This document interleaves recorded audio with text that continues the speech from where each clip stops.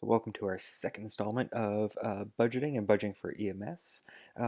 Just want to point out and really highlight that we're talking about two very different things. We talk about budgeting when we talk about organizational performance. So our operational performance does not equal, is not equitable to our financial performance, and the other way around. We can be a beautifully financially healthy organization and have just terrible operational statistics, and we can have the opposite. We can have beautiful operational statistics be uh, the best, highly functioning, best ROSC rates maybe in our area, and have terrible financial performance. So these are two very different concepts. So what we're talking about here in our budgeting units are our financial performance of our agencies.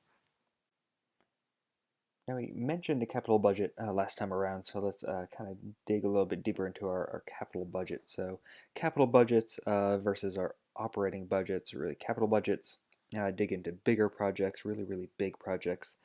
These projects will span a number of years, will last a number of years. So what we're going to do is come up with a capital investment plan. It's just a list of the projects we want to undertake. And with this list, we'll probably rank our projects. So, what would if we had an influx of money? What would we like to spend on first? What would you like to invest in first? And within these projects, we have cost estimates. What's it going to cost to, let's say, build a new station, replace a station, replace a base, right? That's a big project. So what's that going to cost? If there are any revenue estimates, we can throw those in there. If it's just a replacement station, probably won't have any revenue coming in. If it's a brand new station, maybe we're adding a station into our agency, adding some ambulances, extra trucks into our agency. We might have some revenues there. And then what's the time span for that project? So if we're building, replacing a base, placing a building station that might last 20 years versus an ambulance or a number of ambulances that might last just 5 years. So we've got a list of projects, what we want to fund, maybe a ranking of those projects. If we get money, what can we fund first, and then cost and revenue estimates, and then if we fund that project, how long do we anticipate that's going to be in our system and in our service. So you've got this project, you want to replace a station, replace a base with a brand new building. So how do we finance these? We can finance them in a number of different ways. We can either use our organizational savings. Maybe we've got some savings built up, and we'll talk about our fund balance. Maybe it's a government outlay. Maybe we're a county service, and the county has just worked into the county's plan that we have a new base or replace our base. Or maybe we are building a new base, maybe adding a few new ambulances to our fleet, and we can take out a bond referendum. Now, these are all very different ways of financing a big project. That fund balance, that savings, really, really applicable to a nonprofit organization. If you're part of a nonprofit organization, our government monies or county monies, really important if you're at a third service or maybe a fire-based EMS service, and same with bonds if you're a government service. Really, really important for our government agencies. So to talk about our fund balance, we talked about nonprofit organizations, our NPOs. This is really important for them. Your board of directors is going to want to run a positive fund balance. And what this is just a proportion between your assets and your liabilities. So what do we have on hand and versus what we owe. So if all those bills came due today, all of our liabilities came due today, can we draw from our assets and pay those liabilities and what's left over after that? So if you're with a nonprofit organization, a private organization, you'll be looking at that fund balance and wanting to keep some sort of positive fund balance. Your board of directors will want to keep that positive fund balance and probably will define that for you. Otherwise, it's up to you. if you are part of a government organization, so your county, your city is going to take care of that fund balance. You'll be funded probably through their general fund through a different kind of line item within the county or city budget. So your county, your city is gonna worry about that. So if you are part of, um, let's say Forsyth County EMS, Forsyth County is going to worry about their fund balance. And I put in that 7% fund balance. So you want to be in the positive, in the black, 7%, at least 7% at the county city level, because North Carolina law states if you want to take out a bond referendum, if you want to issue out a bond for financing for large capital projects, you must have at least a 7% fund balance available to you. So if you go into default in that bond, you have some money to move around to pay back that bond. But again, if you're part of a county service, throughout Forsyth County, um, the county is worried about that fund balance, not necessarily the EMS agency or the specific departments. But if you are a part of a nonprofit organization, you will be cognizant of your fund balance.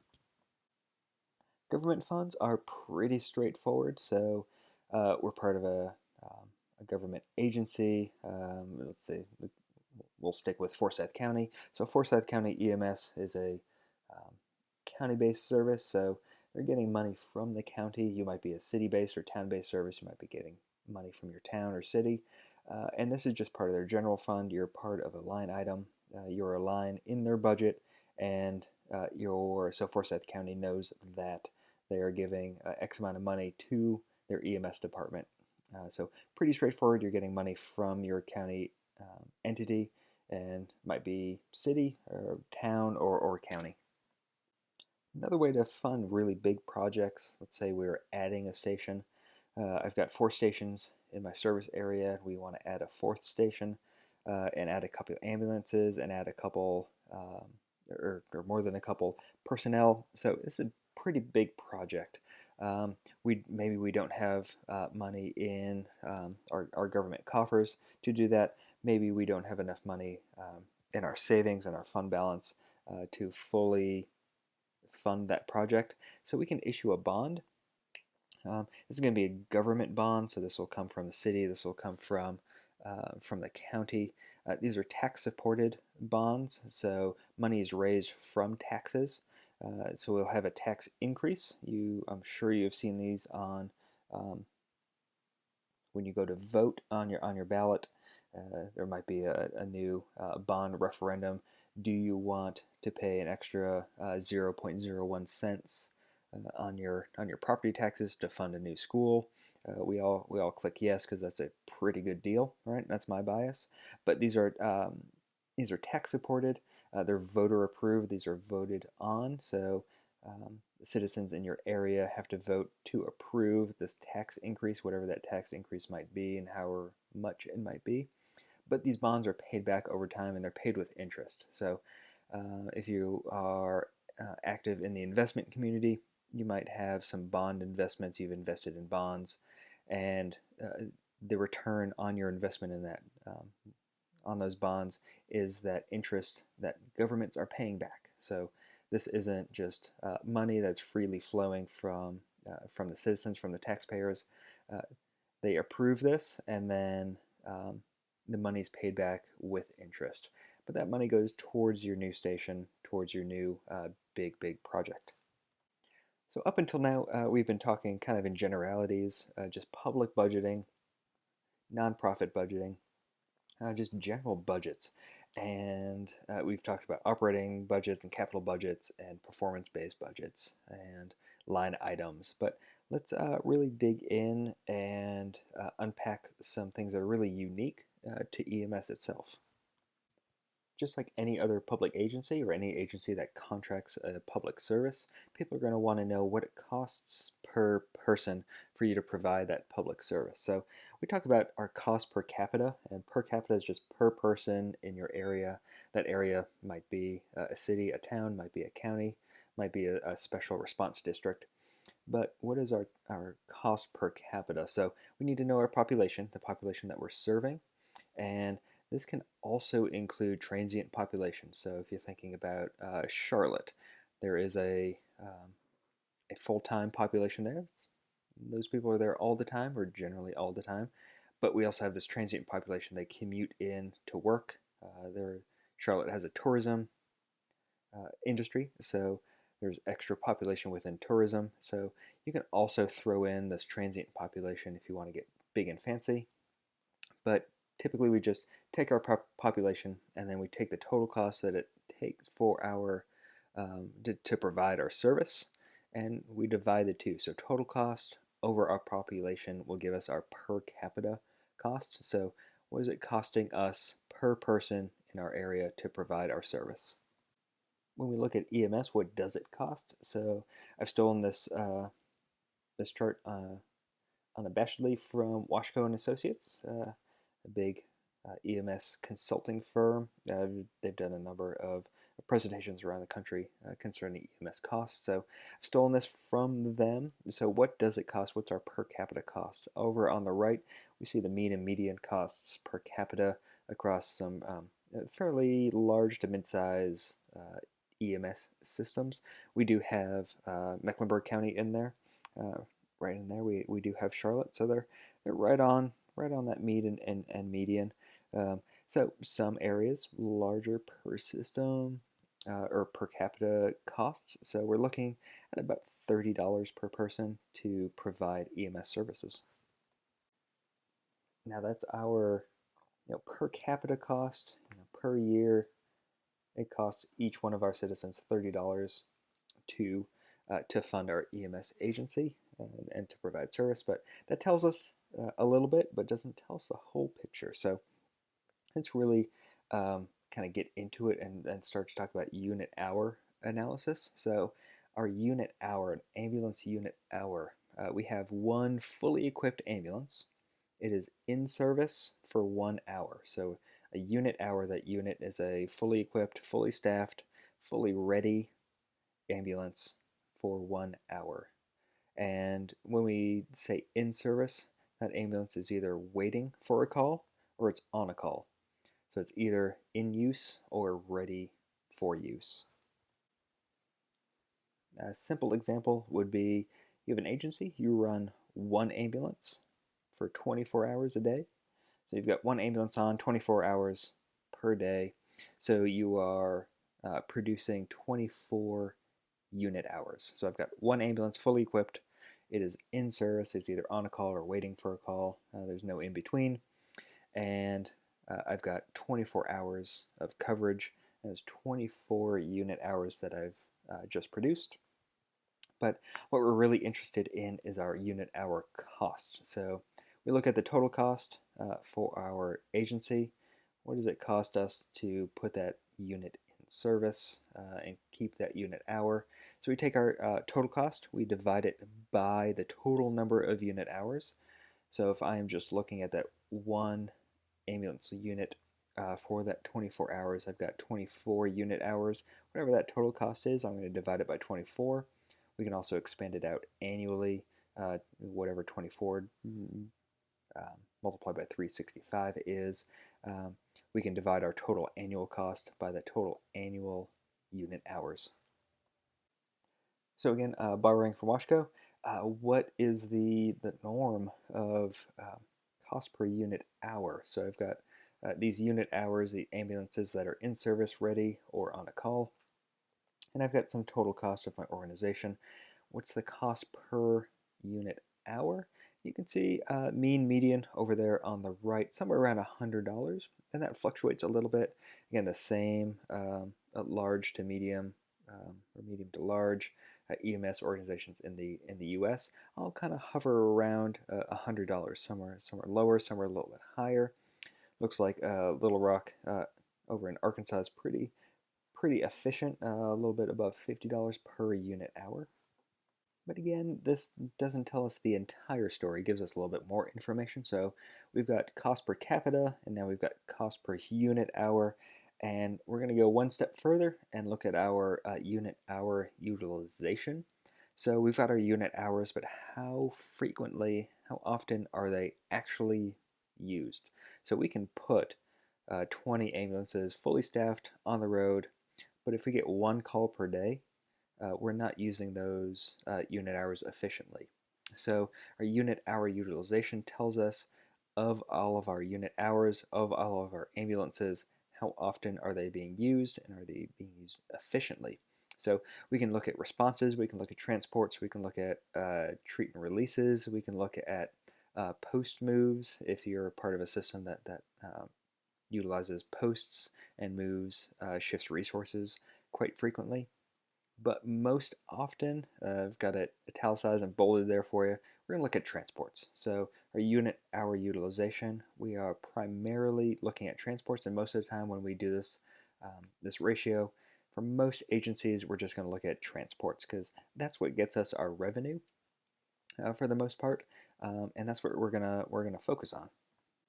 So to boil it down, our unit hour utilization ratio is the utilization of our unit hours divided by our unit hours. And for the sake of this course, we'll define our utilization as transports.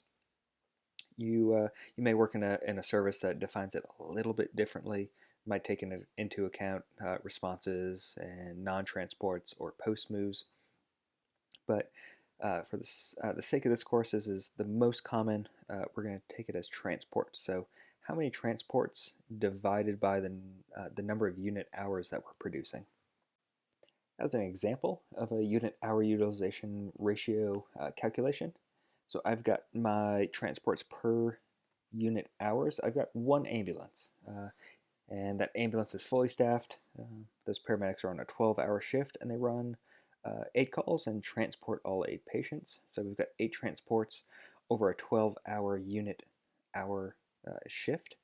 So we have transports divided by unit hours, 8 divided by 12, comes up with a unit hour utilization ratio of 0.67. And what that tells us is that ambulance is in use 67% of the time. Now, is that good? Is that bad? 67% of the time being um, busy. That's kind of up to you in your own personal opinion. Most analysts, most experts say that somewhere around a 50% unit hour utilization is is about right. So anything above that's a little bit too busy. Anything below that, it's a little bit underutilized. So if I saw unit hour utilization at 0.67, I'm thinking that's a little bit high. Not only are we taxing our personnel, taxing our resources, but we run the risk at that unit hour utilization ratio of running out of ambulances, running out of units if a number of calls come in at the same time. All right, we're going to go one more step. So we've got all that cost per capita, cost per cost per unit hour. We've got unit hour utilizations. Now we want cost per transport. So I've got my cost per unit hour up there, total cost over my unit hours that I'm producing. I've got my unit hour utilization that we just calculated, right? So transports over, they're divided by our unit hours. It's my unit hour utilization. So if I take my cost per unit hour and divide that by my unit hour utilization, not only do I know what I'm paying for each ambulance that's ready to go, I know what I'm paying for each ambulance that's actively working patient care and transporting, which is my revenue stream right there. So we know what it costs us per transport. So not only do we know cost per capita, but when I go to my county commissioner, when I go to maybe the mayor, the town council, I can tell them exactly what it costs us to transport a patient in our jurisdiction. So let's throw up an example. Cost per transport. If my cost per unit hour, let's say we came up with $200, I'm just kind of throwing that out, but cost per unit hour is $200, and my unit hour utilization, as we saw before, 0.67. If I divide the cost per unit hour by the unit hour utilization, 200 divided by 0.67, I get almost $300 per transport. So this is really handy when we're going to set our billing rates. So what does it cost us per transport? What should we be billing? And then if I'm part of a a public governmental third service or fire-based EMS service, what should I be requesting in my budget? So having these numbers handy, if I know that it costs us $300 per transport, we can justify our billing rates. And again, one more time to steal from Washco or borrow from Washco is this chart showing what is the cost per transport across those agencies that we looked at before, and we see some real disparities. But if you look again over to the right, the mean and median around $350 or so for a cost per transport is pretty is our average. I'm not sure exactly what they're doing out in Monterey County in California, but otherwise we're pretty much around that $300 to $400 range cost per transport. So when you look at your own agency, just keep in mind that's what the mean is, that's what the median is across. And these are kind of medium to large size EMS systems. You might notice that if we go back to our formula, our unit hour utilizations is in the denominator, so the higher the unit hour utilization, the lower the transport cost is going to be, the cost per transport. So should we be targeting some sort of unit hour utilization goal? Should we be maximizing our unit hour utilization ratio? And the answer to that is no. We should not be really focusing on that. Again, experts and analysts will say somewhere around a 50% of 0.5 utilization ratio is kind of the sweet spot because we don't want to tax our personnel. We don't want. I'm sure we've all been on that truck one day, one night where we're just running nonstop, and it really it's not good for us. It's not good for the patients. It's not good for the community. And if we maximize our unit hour utilization ratio, if we try to push it to 100%, then we're running out of ambulances. And if even a couple calls come in at the same time and we're at 100% utilization ratio, then we don't have reserve units ready to respond. So please don't focus on that unit hour utilization. It's just one metric in our toolbox, but we're not looking to maximize that. We're not looking to push our utilization to 100%. All right, so we've just covered a lot and thrown a lot of formulas at you. So let's do a quick little overview of those formulas so you have them in one place for you. We'll start to abbreviate a lot of things. So we've got population, the population that we're serving. We've got the total cost of our service. So what does it cost us to provide this EMS service? We've got the number of transports that we provide. We've got our unit hours, and we've got our unit hour utilization ratios. So our cost per capita, total cost divided by our population. Our cost per unit hour is our total cost divided by our unit hours. And our unit hours, remember, are, if we boil it down to one ambulance, it's one fully staffed ambulance, either ready to respond to a call or on a call for 1 hour. So if we have one ambulance in service for 24 hours, we have 24 unit hours. Next one down, we have a unit hour utilization, which is our transports, the number of transports that we provide over our unit hours, and those should be over both over the same time period. So we might talk about 1 month. How many transports do we provide per month over the divided by the unit hours that we produce per month? Could be per year, typically reported per year. So how many transports per year are we transporting, and then how many unit hours are we producing per year? And then our cost per transport is that total cost divided by our unit hours, which is our cost per unit hour. Take that and then divide it by our unit hour utilization ratio. All right, so now that we've thrown all that at you, let's point out a couple special considerations. One is the rural areas, and these are super rural areas where we have fewer transports, and so we're going to have fixed costs, and fixed costs might be pretty similar across agencies, but your rural agencies have fewer transports, less revenue to spread these fixed costs across. Um, they also typically have to respond to a greater geographical area.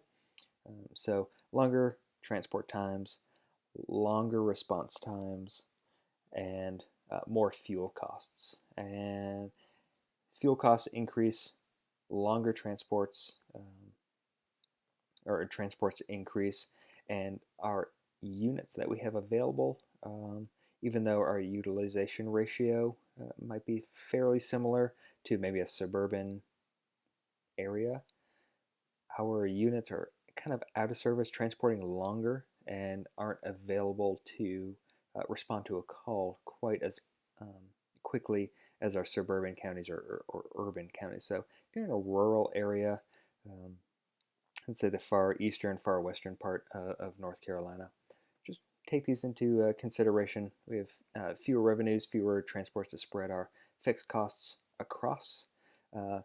Longer transport times, longer response times are going to suck up our resources. On the flip side, if you are part of an urban organization, a larger organization, we're going to get into economies of scale. So for our rural agencies, there are fewer transports to spread their fixed costs across. With our larger agencies, we can spread these fixed costs a lot more efficiently. And as our output increases, as our call volume increases, our transport increases, the average cost of those transports is going to decrease. We're going to call this economies of scale. So if we look at this average cost curve, this kind of bowl-shaped curve is our average cost. LR, long run average cost. So on the vertical axis, our average cost. On our horizontal x-axis is our output. We'll call those transports. So as we increase the number of transports, we can see our average cost decreases to a certain point. After that point, average cost will increase just a little bit. As always, if you have any questions, comments, concerns, or cuss words, please let us know.